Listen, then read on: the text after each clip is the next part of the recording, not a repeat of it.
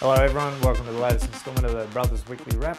This week we head into the final round of fixture matches before we enter the final stage.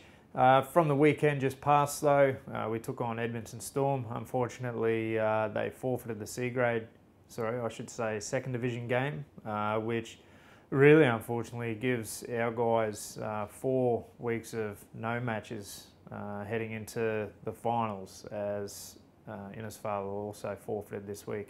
So I know Jack and his boys are a little frustrated with the lack of game time, especially heading into a sudden death final in the first week of the finals. But no doubt it's given them certainly plenty of opportunity to rest up and get over any sort of niggles that they were carrying. On the weekend though, our under-18s got us off to a great start. 62 points to 18 over Edmonton. In what was a really good display. It was a shame that that sort of determination in their defence and with their carries of the footy wasn't quite there the week before against Tully, but they certainly made amends for it on the weekend and racked up quite a score, which was certainly impressive to see. So I know that Bobby Berg, as coach, certainly had a smile on his face throughout the remainder of that day, and they'll certainly be looking forward to carry that momentum into this week against an Innisfail under-18 side that's been there and thereabouts all year, and is certainly a formidable side in their own right. So that should be a good game this weekend. Reserve grade, unfortunately, we've dropped 3 on the trot with reserve grade. They went down 44-22. It was a real arm wrestle for probably about 55 minutes. And then just in the last 15, Edmonton were really able to pull away, scoring a couple of late tries. It was certainly disappointing from our end. Reserve grade, they've been at the mercy of A grade, and combined with their own injuries and work commitments, they've been pulled apart with A-grade injuries and work commitments. So it is full credit to those guys that keep turning up each week though. That they've been really competitive each week, but they just haven't quite been good enough against the opposition they come up against. And again, they'll come up against a very good Innisfail side this weekend. They'll certainly be keen to arrest the form of the last few weeks and go into the first week of the semis with some momentum under their belt. Unfortunately, haven't led the comp pretty much all season. They've dropped now behind Tully. They're 2 points behind, and only a Tully loss this weekend and a good win by our guys.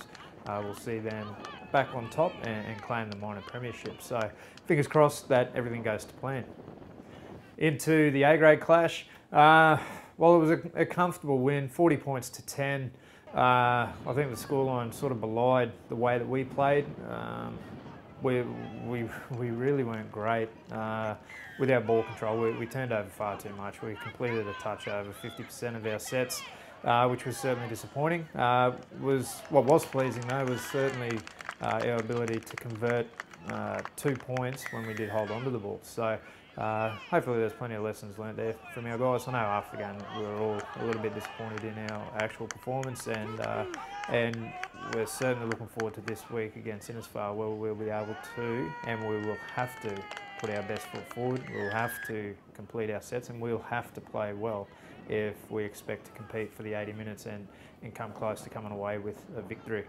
On this weekend with Innisfail, they're probably they are probably the form side of the competition. They've gone unbeaten in about 10 weeks. So Ty Williams certainly has his boys firing at the right end of the season, and they've got a lot of experience across the paddock, a lot of former NRL players playing in that side, and the guys that haven't gone to the higher levels, their players are quite well should have and would have given the opportunity, and they're certainly, as I said, plenty of experience. They're a quality football side, and it's a little bit of a preview to most likely the following week, where we'll at this stage pretty much guaranteed to meet Innisfail again in the first semi-finals. So it'll be interesting to see what cards they do show this week. We're the same.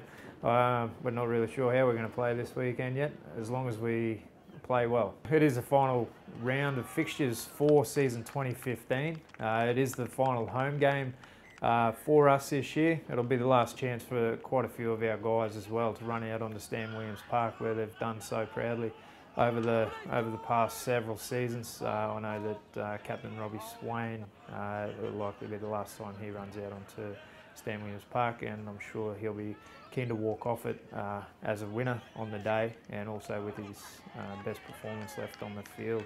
And being the final fixture game of the season, last home game, it will also double as our Sponsors Day. This is a great way for the club to show our complete gratitude and appreciation to all of our partners whose financial contributions really help us to get teams on the paddock and allay other costs throughout the season, all the way from our platinum sponsors through our gold, silver and our bronze. Really should be a fantastic day on the hill for those guys, and we're really hoping that they get along in full voice and able to watch a couple of good wins across all grades for the Mighty Fish. And one of those proud sponsors, their involvement in rugby league goes a long way back, and that's Cairns Hardware.